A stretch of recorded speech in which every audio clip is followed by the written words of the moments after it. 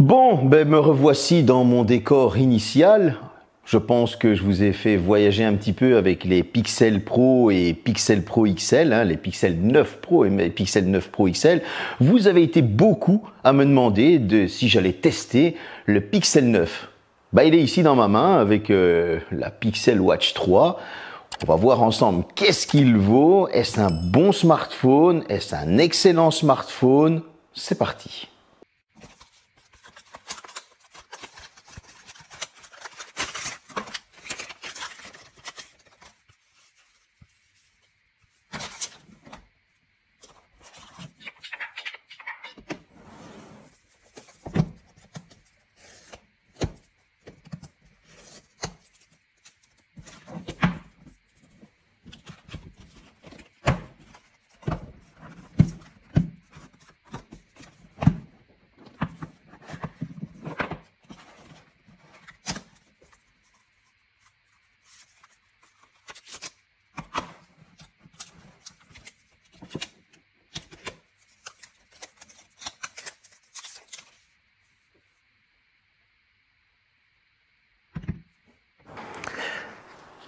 Voilà. Je suis en train de le frotter, je reprends un peu de recul, j'étais mal placé. Et oui, la petite différence déjà avec ses grands frères. Au niveau du design, c'est le même bord plat, coin arrondi, on est sur la même forme globale.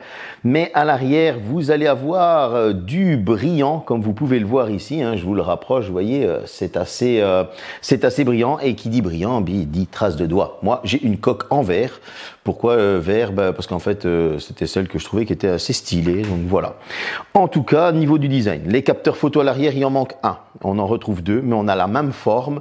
Et c'est pas pour déplaire, ça a son petit style. Sur le dessus, un micro. Sur le dessous, micro, tiroir de carte SIM, haut-parleur, USB Type C. Côté gauche épuré. Côté droit, on va avoir bouton d'extinction allumage et bouton du volume. Le bouton d'extinction allumage est placé au-dessus du bouton du volume. Ça perturbe certains, mais honnêtement, on s'y habitue très très vite. Vous allez me dire, il n'y a qu'un seul haut-parleur. Non, il y a un second haut-parleur. Il est sur la tranche du haut. En tout cas, on a un smartphone qui est clairement dans la lignée de ses grands frères, qui fait top quali, il tient très bien en main et il va cibler une certaine catégorie de personnes. C'est toutes celles et ceux qui me demandent souvent, t'as pas un smartphone plus petit? J'en ai marre des grands smartphones, j'en ai marre des smartphones immenses, j'ai envie d'avoir un petit smartphone plus discret qui tient bien en main. C'est typiquement ça avec celui-ci, il tient très très bien en main, il fait très classe lorsqu'on l'a en main, il fait vraiment très haut de gamme. Que demander de plus? Le petit tour général. Et c'est vachement complet de ce côté-là. Pourquoi? Du Bluetooth 5.3 LE, nickel. Du Wi-Fi 7, nickel. On va discuter ensuite des connexions justement de tout ça. De la 5G, nano SIM et SIM, ne vous inquiétez pas. Vous allez avoir du Gorilla Glass Victus à l'avant, du Victus 2, et du Gorilla Glass Victus 2 à l'arrière. Au niveau des protections, on est bien. Au niveau de tout ce qui est résistance poussière, eau, etc., on a de l'IP68. Il va pouvoir être immergé pendant 30 minutes à 1,50 m, ce qui est quand même pas mal du tout. Au niveau des haut-parleurs, je vous le disais, il y en a deux, sur le bas et sur le haut. Et j'ai remarqué qu'on avait un son qui ne saturait pas. On a quand même un assez bon son, c'est pas mauvais du tout. Il est digne de ses grands frères. Bref, franchement, ça fait plaisir. Maintenant, parlons des connexions. Là aussi, j'ai trouvé qu'on avait quelque chose d'assez sympa. Pourquoi? On va le comparer directement à du haut de gamme, même du très haut de gamme, S24 Ultra, iPhone 15 Pro Max, pour mettre ses frères de côté et on va dire comme ça, il n'y a pas de oui, mais tu dis la même chose parce que c'est Google. Non. Par rapport à un iPhone 15 Pro Max et un S24 Ultra, j'ai remarqué que des fois, j'avais plus souvent une barre de réseau en plus avec ce Google Pixel 9 comme avec ses grands frères par rapport à l'iPhone 15 Pro Max. Là où parfois, des fois, j'avais deux barres, lui, il en avait trois. Au niveau du S24 Ultra, c'était la même chose. Donc, il capte très très bien le réseau. Au niveau du Wi-Fi, idem. Là, on était le même que sur l'iPhone 15 Pro Max, S24 Ultra, etc. J'ai fait un speed test et on avait la même vitesse. C'était très stable, donc rien à dire. Maintenant, parlons des communications, tant qu'on est dans ce tour général. Là aussi, j'ai trouvé qu'on avait franchement une très bonne communication. Il n'y avait pas de saturation au niveau du son lorsque on avait du réseau un peu en moins, etc. J'avais un très bon son, la personne de l'autre côté, S24 Ultra, hein, pour avoir quand même quelque chose de correct de l'autre côté, et je l'entendais très bien. De mon côté, elle m'a dit, il n'y a pas de souci, les bruits environnements sont assez bien atténués, pourtant j'étais dans un endroit bruyant, on entend bien ta voix, bref, au niveau des communications, ça faisait parfaitement bien le travail. C'est aussi ça à la base que ça sert, bah oui, à téléphoner. Un écran OLED de 6,3 pouces. Bon, jusque-là, ça va. 120 Hz, HDR10+, 1800 nits de luminosité avec une pointe à 2700 nits. C'est du LTPO, mais attention, par rapport à ses grands frères, celui-ci ne va pas descendre à 1 Hz, il va descendre à 60 Hz maximum. Il fallait marquer quelques petites différences. En tout cas, cet écran va occuper plus de 85% de la surface et ça dérange pas du tout. On a un écran qui est clairement très lumineux. Google nous avait promis de nous donner des meilleurs écrans, beaucoup plus lumineux que ces précédentes versions, hein, le 7, le 8. Eh bien, c'est une promesse qui est tenue. Et moi, je peux dire quelque chose, c'est une remarque que ma fille m'a faite lorsque j'étais à Venise. Lorsqu'il y a énormément de soleil, eh bien, je peux dire que les Google Pixel, que ce soit celui-ci ou ses grands frères, avait une meilleure luminosité en plein soleil que l'iPhone 15 Pro Max. Et ça, c'est une réflexion de ma fille. Et en tout cas, merci à elle de me l'avoir fait remarquer. Et on a pu comparer. Bref, vous l'avez compris, on a un super petit écran. Et ce super petit écran, il y a de l'Always On Display, bien évidemment. Vous allez avoir quelque chose de super fluide. On a vraiment un très bon écran. Il n'y a pas de saccade, il n'y a pas de bug, il n'y a pas de lag. Je ne sais pas comment vous appelez ça, mais bref, j'essaie de détailler au maximum. Vous allez pouvoir aller sur toutes vos applications sans aucun souci, aller sur vos réseaux sociaux, etc., etc. Regardez vos films, vos séries sans aucun problème avec cet écran OLED. Les noirs sont infinis.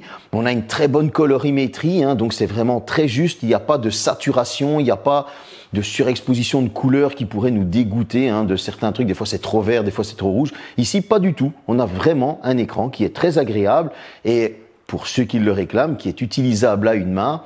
Et ça, c'est vrai que des fois, ça commence à me manquer aussi, moi qui prends de très grands téléphones. Et là, j'ai pu me retrouver à un seul doigt, à faire le tour complet du téléphone. C'est vrai que ça change. Au niveau des performances, bench, etc., on est clairement sur le même que ses grands frères, en fait. Google ne s'est pas ennuyé à mettre différents petits processeurs avec des processeurs de l'année passée, un petit peu beaucoup de chipotage, vous savez, comme la fameuse pomme croquée qui nous vend des téléphones avec des processeurs de l'année précédente. Pas de ça chez Google.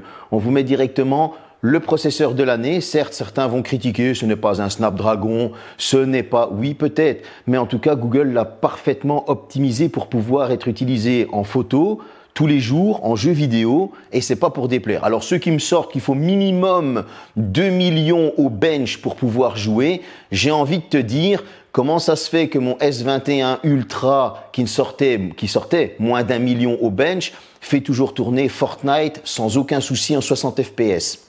Commence à réfléchir ou alors essaye de t'acheter un cerveau d'occasion sur eBay. Merci à toi.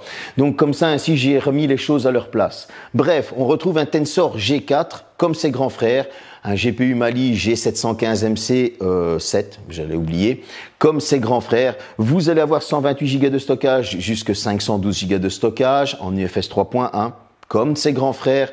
Et vous allez avoir 12 Go de RAM. Là, c'est un petit peu moins que ses grands frères qui en ont 16, tout simplement. Qu'est-ce que tout ce joli petit monde m'a donné au score en tout? Je l'avais préparé. Je vous le mets ici. Et on a un score de 1 177 139 points. Moi, j'ai trouvé que ça fait parfaitement bien son travail. Alors oui, il y en a qui vont me sortir du 8 millions, 15 millions, bref, des abrutis. Et quand je dis abrutis, si ça ne vous plaît pas, hein, comme je le dis souvent, la porte est là, il suffit de vous désabonner. Pourquoi je dis abrutis? Parce qu'en fait, ce n'est pas la puissance qui fait tout aussi. Il y a aussi l'optimisation matérielle. Et ça, la pomme croquée l'a prouvé bien souvent. Donc voilà, j'ai envie de dire qu'il n'y a pas que la puissance qui compte. Vous savez, vous avez parce que j'ai l'impression qu'en fait ils doivent combler quelque chose qu'ils n'ont pas. Vous avez beau avoir quelque chose de très grand dans le pantalon, si vous ne savez pas vous en servir, ça ne sert pas à grand chose. Voilà, j'ai envie de piquer aujourd'hui. Bref, en tout cas, ça va pouvoir convenir à 90% des personnes sans aucun problème. Ne vous inquiétez pas, on va parler du jeu vidéo après. Au Geekbench, ça m'a sorti un score de 1784 au simple cœur et de 4540 au multicœur. Vous allez pouvoir faire du multitâche sans aucun problème. J'ai pu encoder des vidéos avec CapCut sans aucun problème et en 4K.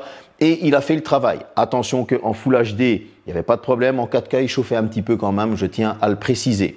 J'ai pu jouer à différents jeux. J'ai joué à du Asphalt 9, tout simplement. Je vais aller vous le chercher parce que j'ai pris les températures d'Asphalt 9 pour voir si ça chauffait. Sur Asphalt 9, il n'y avait aucun souci. J'ai pu jouer. Les temps de chargement sont très très courts. C'est beau et on en prend plein la vue. Et on a une température de 45 degrés. Sur Asphalt 9, je pense que franchement, c'est très bien et avec un jeu hyper fluide. J'ai pu jouer à du Genshin Impact. Genshin Impact, idem. Nous avions des graphismes en élevé. On avait du 60 FPS, c'était stable et on avait une température qui quand même était de 30 degrés. Et ouais. J'ai même été étonné que ça ne chauffait pas plus. Bon, attention, je tiens à le préciser, je n'étais pas en plein soleil, on était à l'intérieur, la pièce était assez bien ventilée, il faisait frais dans la pièce, donc je préfère dire les choses telles qu'elles étaient. En tout cas, une fois que j'ai poussé les graphismes au maximum, là, ça a chauffé plus. On est passé au-delà des 50 degrés. Comme ça, vous le savez. Ouais, ça a pris 20 degrés. Mais il faut dire aussi, là, vous savez, la barre qui vous donne la puissance du téléphone de combien elle est utilisée, elle était dans le rouge, elle a été mise à fond. Donc, voilà, vous êtes mis au courant. J'ai pu jouer à du Fortnite, tout simplement. Et sur Fortnite, j'ai été aussi étonné de voir les températures. On avait des graphismes en épique, on avait du 30 FPS qui était stable. Et avec ce 30 FPS qui était stable, on avait du 43 degrés. Limite, ça a même chauffé plus sur Asphalt 9. Lorsque j'ai mis du 60 FPS, on avait du 60 FPS qui était stable, comme ses grands frères. Et on avait du 51 degrés. Mais on a un smartphone qui va convenir à tout le monde et même aux joueurs. Pour ceux qui veulent se faire une petite partie de temps en temps, il n'y a pas de problème. La partie que beaucoup attendent pour les pixels. Est-il moins bon ou est-il vraiment pas bon en photo vu qu'il a un capteur de moins par rapport à ses grands frères? Ça, on va en discuter tout de suite. Et franchement, j'ai même été assez étonné. Ça vous donne déjà un petit truc. On va retrouver un premier capteur de 50 mégapixels ouverture 1.7 comme ses grands frères. C'est du double pixel. On va retrouver un deuxième capteur de 48 mégapixels ultra grand angle, ouverture 1.7, toujours dual pixel. À l'avant, on retrouve un 10,5 mégapixels ouverture 2.2 ultra grand angle. Vous l'avez compris, c'est le téléobjectif qui a disparu. Vous allez pouvoir zoomer beaucoup moins loin. Et ouais, c'est vraiment celui-là qui manque le plus. Est-il bon, est-il pas bon en photo? Vous allez pouvoir filmer jusqu'en 4K 60 fps. Bon, pour l'occasion, j'ai été me balader et je vous fais des petites vidéos d'un jardin japonais. Ouais, alors je vous laisse deviner où j'étais précisément, mais en tout cas, c'est un très beau jardin japonais avec maisons traditionnelles, etc. Et j'ai trouvé qu'on avait d'excellentes photos, tout simplement. Il fait de très très bonnes photos. Au niveau des selfies et du portrait, rien à dire. Alors, le contouring du portrait, on pourrait croire qu'il est vraiment un peu exagéré, c'est vrai, mais en tout cas c'est très très bon, que ce soit selfie ou portrait. Au niveau de la macro, j'ai été étonné de voir comment l'intelligence artificielle gère la photo macro, elle le fait automatiquement et c'est vraiment très bon, il n'y a rien à dire non plus. Au niveau de la photo de nuit, j'étais dans cette maison typiquement japonaise où il n'y avait pas d'éclairage et c'est lui qui a géré l'éclairage de la maison pour pouvoir, on va dire, faire la meilleure photo possible. Et là aussi, on a des contre-jours avec les fenêtres et ça, mais c'était assez sombre. Eh bien, je peux vous dire qu'il a très bien géré ça sans aucun problème. Au niveau des zooms, là aussi, vous allez pouvoir zoomer jusqu'à zoom x8. A-t-on besoin de plus? Ça, c'est une question de chacun. Il y en a qui vont avoir besoin d'un zoom x2 maximum, d'autres qui vont avoir besoin d'un zoom x4 maximum et d'autres d'un zoom x10 000. C'est jamais assez. Mais en tout cas, le zoom x8 fait très, très bien son travail. On a quelque chose qui reste très propre. Et ça, c'est pas pour déplaire. Du coup, maintenant, ce que je vous propose, oh là, j'ai failli faire tomber, je l'ai toujours. Je vous propose d'aller faire un petit tour, justement, dans ce jardin japonais, avec différentes petites choses que j'ai filmées. C'est parti.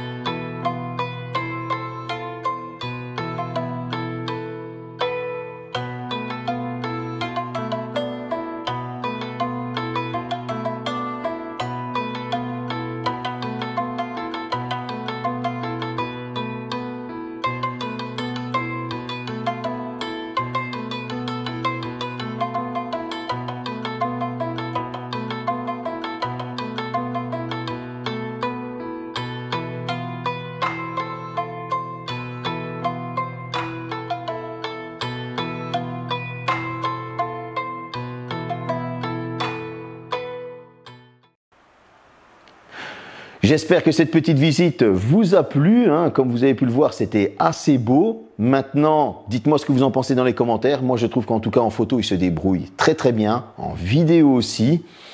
Et là, maintenant, on va parler de l'autonomie. 4700 mAh, une charge de 27 watts. Bon, vous allez pouvoir brancher un chargeur de 45 watts, vous inquiétez pas. C'est compatible avec chargeur Samsung et ça charge très très vite avec ce genre de... Enfin, ça charge à sa vitesse. Vous allez avoir en plus de la charge sans fil à 15 watts et de la charge inversée à 12 watts. Bon, il faudra cependant 1 heure et 25 minutes pour le charger. Ouais, c'est assez long. Je vais pas vous mentir, j'aurais préféré être en dessous de l'heure, pardon.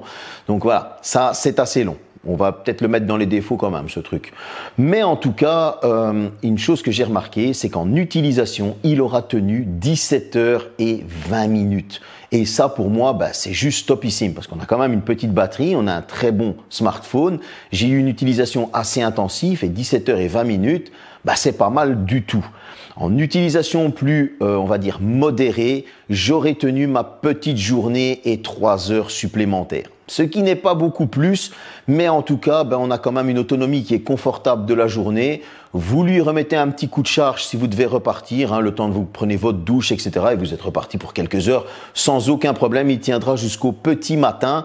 Si vous lui avez remis un petit coup de charge pendant que vous vous préparez pour aller en soirée, il y aura pas de problème. Et c'est ça qui est très bon avec ce Pixel, c'est qu'il y a eu une grosse amélioration au niveau de l'autonomie par rapport au Pixel 8 où on avait une autonomie qui était quand même assez catastrophique. Il y a une petite amélioration au niveau de la charge, mais c'est pas encore assez, malheureusement. Ici, on va parler de choses différentes. On est sous Android 14, pas d'Android 15, ça démarre à 14, 7 ans de mise à jour. Bon, ne critiquez pas qu'il soit sous Android 14 à sa sortie, pour la simple et bonne raison que, comme j'ai dit dans le Pixel Pro 9 XL, je trouve que moi, ça a été une très bonne chose. Pourquoi cette très bonne chose? Parce qu'on a un OS qui est totalement stable et que pour une fois, on a des pixels qui sortent stables, sans bug. Parce que moi, souvent, je leur reprochais ça. C'est que oui, on avait la nouvelle version d'Android, mais il y avait des bugs, des fois ça plantait, etc. Chose que je n'ai pas avec ceci. Donc comme ça, vous êtes mis au courant. Qu'est-ce que j'ai pensé de l'intelligence artificielle? C'est la même que partout, que vous retrouvez chez Samsung, que vous retrouvez, bref, là où il y a un Android, c'est exactement la même. Vous allez pouvoir entourer les trucs, les effacer, vous allez pouvoir déplacer les objets, etc. Bref, ce sont des petits gadgets que certains vont utiliser, d'autres pas du tout.